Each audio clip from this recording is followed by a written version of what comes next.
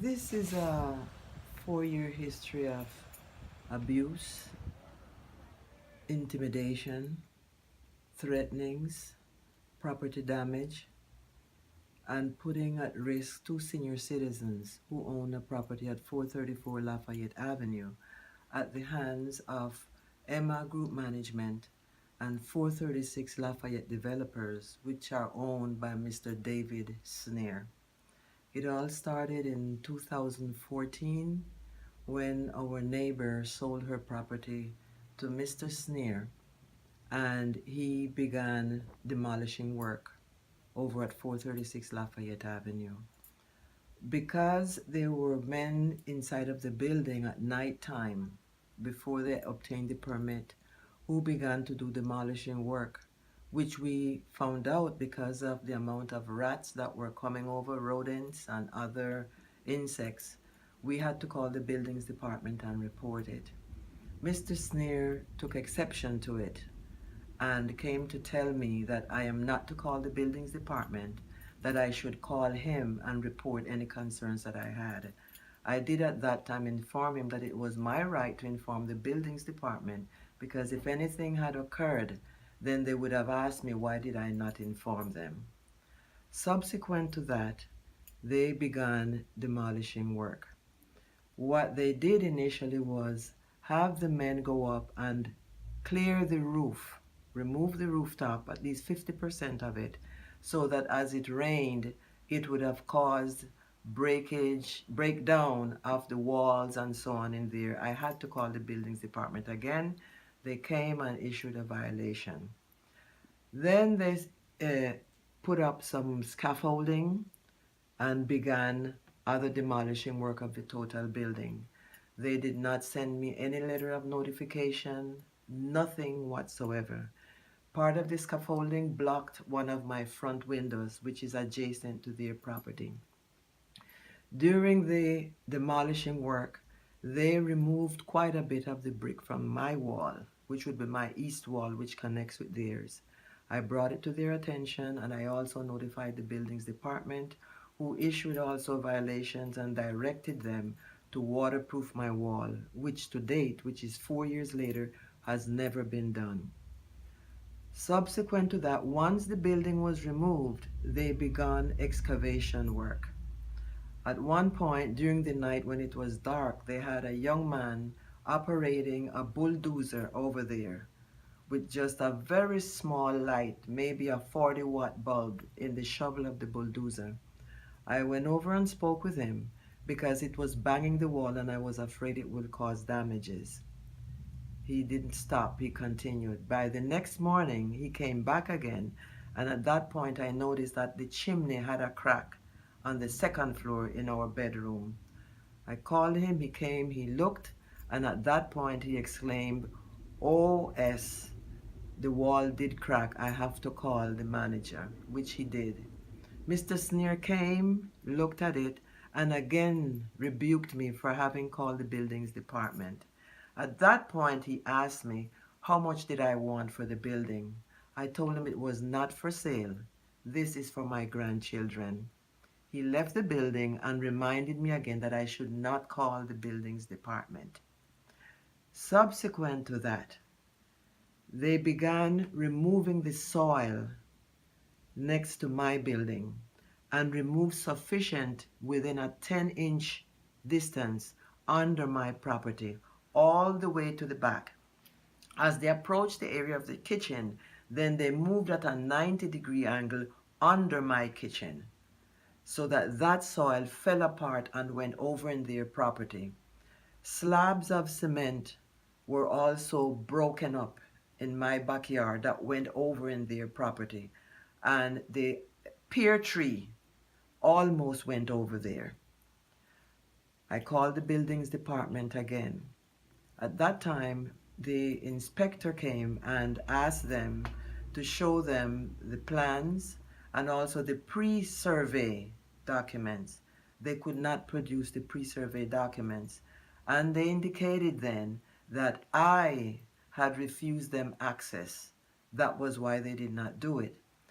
The inspector noted that my fence had been removed and asked them who removed the fence. The manager stated he had removed it. So he said to him, well, if you removed the fence, why didn't you do the pre-survey measurements?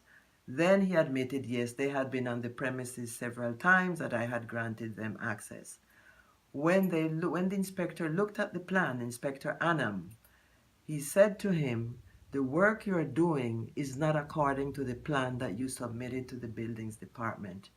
So then they were issued a stop work order, which would have been about the third stop work order. After they left, I was standing at the top of my staircase in the front of my building at 434 Lafayette Avenue, speaking with my neighbor. At that point, the manager came out of 436, where the construction was going on, started cursing me at the foot of the step, ran up the 13 steps, grabbed me and started shouting, why are you doing this? If you think that this building is not going to go up, I have news for you. This building is going to go up. You people think you're in charge of this place. In the meantime, he was holding my right wrist after holding me on my shoulder and rocking, and I'm pulling away for fear that he was going to pitch me over the railing. I called the police, and that ended up being a court case. However, the police never reported what I told them when they came until I went to this precinct on the following day, the 79th precinct. They then had their stop work order rescinded in November of 2007 after they received it in June of 2017. It was rescinded in November of 2017, and they continued with their construction work. I have not seen any inspector coming to look at my building unless I call them to report damages. Since the removal of the soil under my building, the wall in the back alongside the window of the kitchen has been separated from the frame of the window, straight through from outside inwards. I have cracks going up to the top of the building.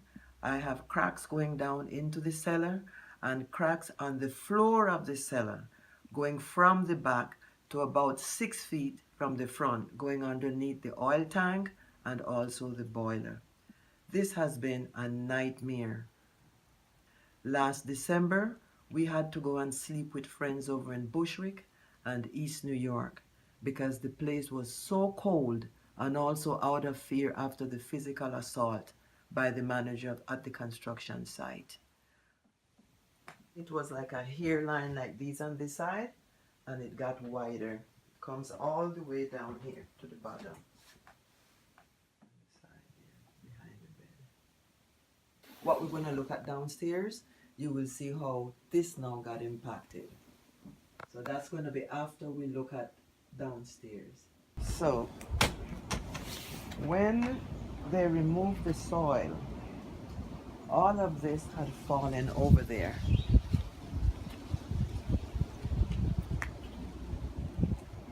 This was all gone over there.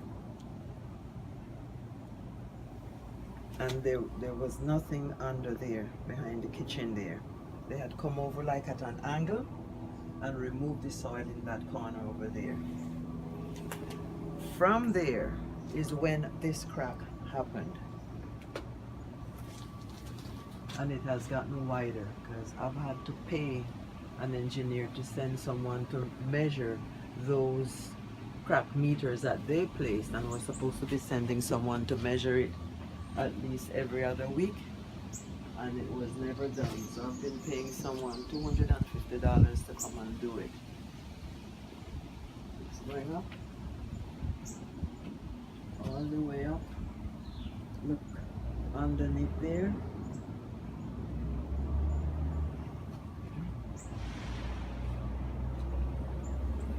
They just dug and allowed everything to fall. And they had a violation for that. Like no shoring, no underpinning. And they left all this debris here. And they came into my property here. They're trespassing with this wall here. Because my wall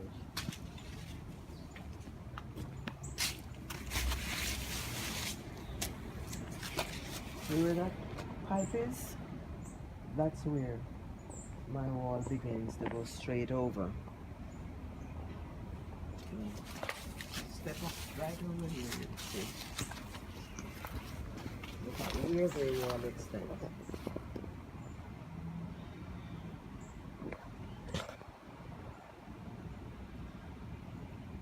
When the soil was removed, it burst about 4 beams underneath, and this floor dropped.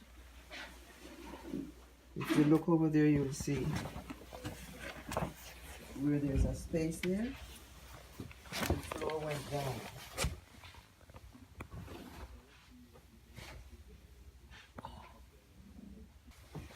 So in here, the toilet was in this corner, and that went down inside this room.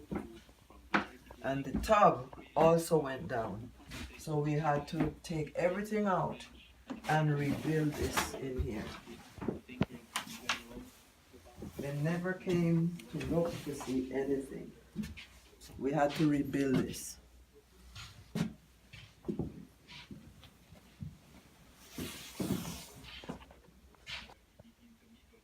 All the way down. Let me move this out of the way.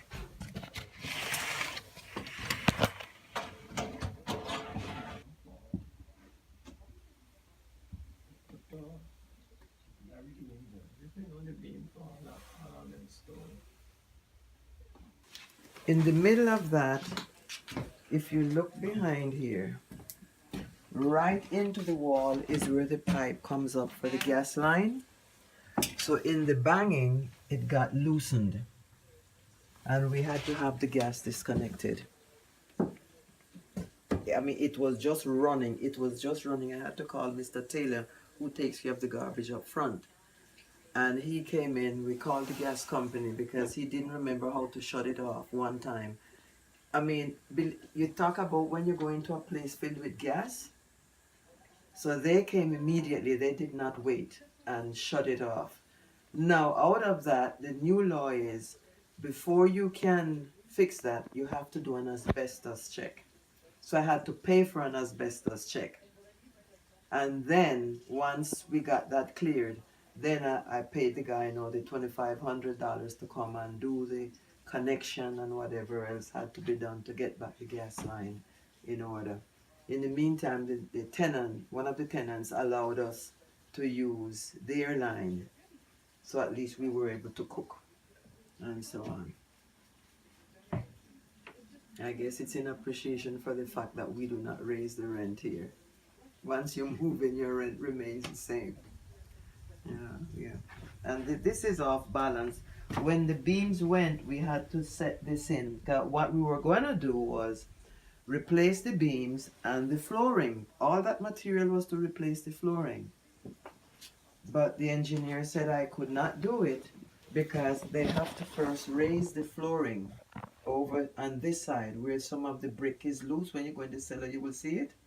So they have to go back and fill in to raise it back to the proper level. So we cannot replace the flooring.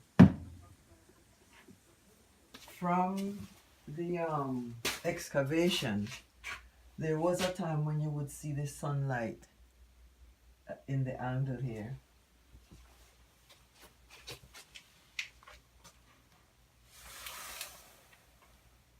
Okay. Water was coming through. The wall is busted out there, and there was a hole somewhere down there where, if you look, you will see the watermark. I had like a little ravine running in here through that hole when it rained or snowed. The fire department came and saw it and requested an audit of the place. But it's all the walls here. I'm going to the right, all the way in the back.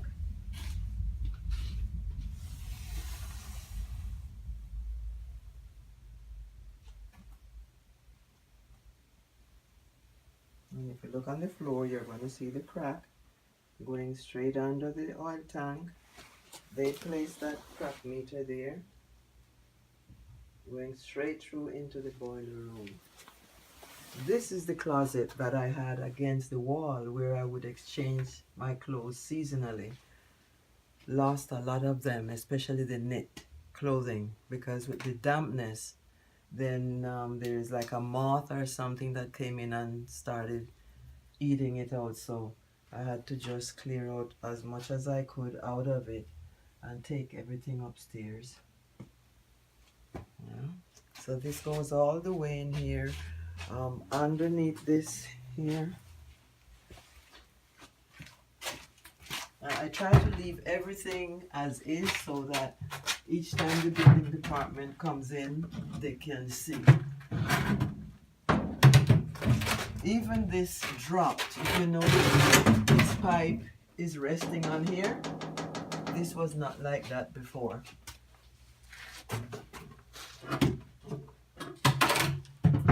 According to the fire department, as they rocked and did whatever they were doing there, it affected this, but this was never in contact with the pipe. And this boiler, which we wanted to come this way, yeah, to change, the Department of Buildings told us we had to change the gas because with the crack here, they're not sure what's going on here with the oil coming in, so we have to change it over to gas. Let's see the crack continuing. This is an adapter to change the boiler We're going to change from it to gas, from oil to gas. water to from oil to gas. Yes. So your whole heating system in your building has changed because of this. So now, you know, they're going to replace the boiler, and because we don't know exactly what happened, but with the banging and what have you, water was coming up because they had to change a pipe over here. And next thing you know, water was coming through, so you have the oxidation and what have you going on. We had to have this created in the meantime. I'm not too sure what's going on behind the glass over here, but there is a coldness. And if you look at the wall here,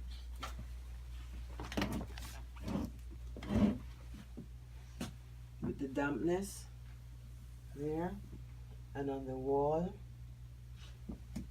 all of this, and there's, I don't know if it's separation or what. The engineer says they will have to come and make a determination there of what exactly that means in there. But, see? I'm just praying that this is not going to fall apart.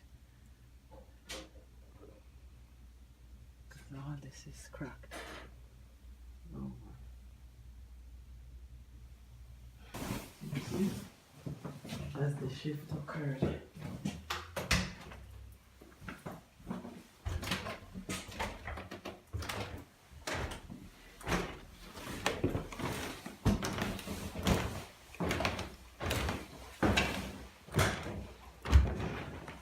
See? As the shift occurred, we had when he sent me an email to tell me that water came in. So this is where he had the keyboard. He writes music. And water came down there. It's related to, remember the crack we saw outside up on the top floor? Yes. See it right there. That's it. Between, right here.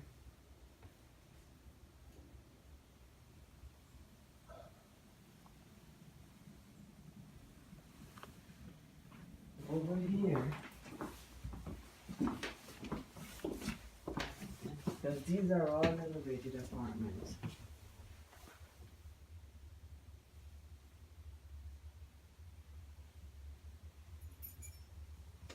And then up here, he said also water was dripping in. What's the red, pink? They were trying to put some kind of paste up there. Because I was gone for 5 weeks when it happened, yeah. See the walls? Because they never waterproofed my wall. You work hard and you still pay a price. See how this is separated here?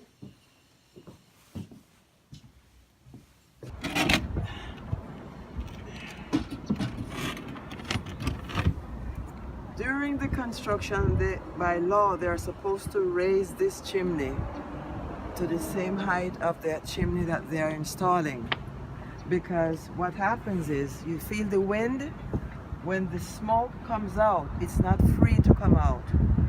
Part of it, the weight of the wind is going to go back in, which is the carbon monoxide. Okay? This was here. See the holes? It was drilled in here. Okay? And the same thing over there. And this is what I promised was to do, collect all of these, because these are the nails that were in there. See? Somebody got cut. See blood on the place here? See blood over there? But this is how it was. So when we came, because the tenant told me about the water and what have you, when I came back and we came upstairs, this is what we saw. This was right up against the wall, encased in these 3 pieces of plywood. See how they bent that exhaust pipe? That's over in the corner over his window, where you also see water coming in. And I don't know if as a result of bending that, what happened under there, because all this is nailed down. If you can try to lift it, the people from the fire department couldn't lift it. Okay? All this is drilled down on my rooftop. So this gets soaked, right? And with the soaking, the water is sitting under there. If you look here, you see it. You see this is drilled down? Can't lift it. With the water, as it soaks, it's running with and undermining my roof.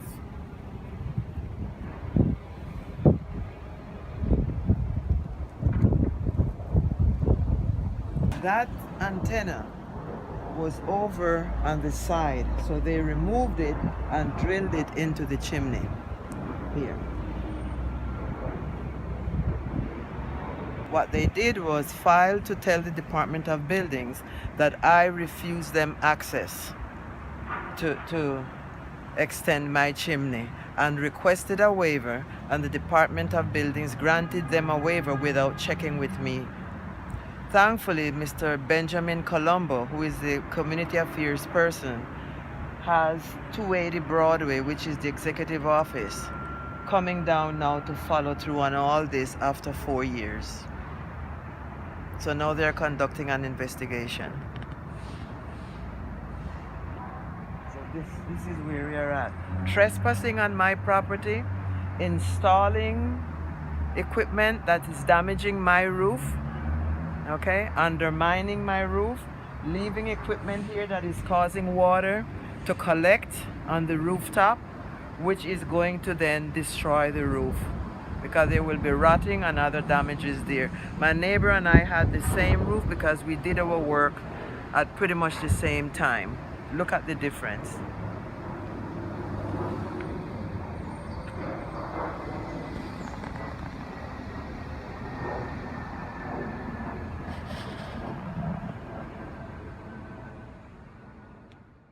We need help with this situation. Having gone to the Environmental Control Board hearings, I discovered there, from statements made by the attorney from the Department of Buildings, that this is the 8th building that Mr. Sneer's organization has caused damage to. So we do need assistance with this. I am still awaiting the repairs to my place. I'm still awaiting them to raise my roof, my chimney to the height of their tube chimney as required by law. so that I need assistance, not only for myself, but the other persons, the other 8 buildings which they have damaged, and any other homes that have been damaged by developers in our neighborhood. My mother is 92 and I am 68 years old. We did not come to this country to work hard, to be abused by developers.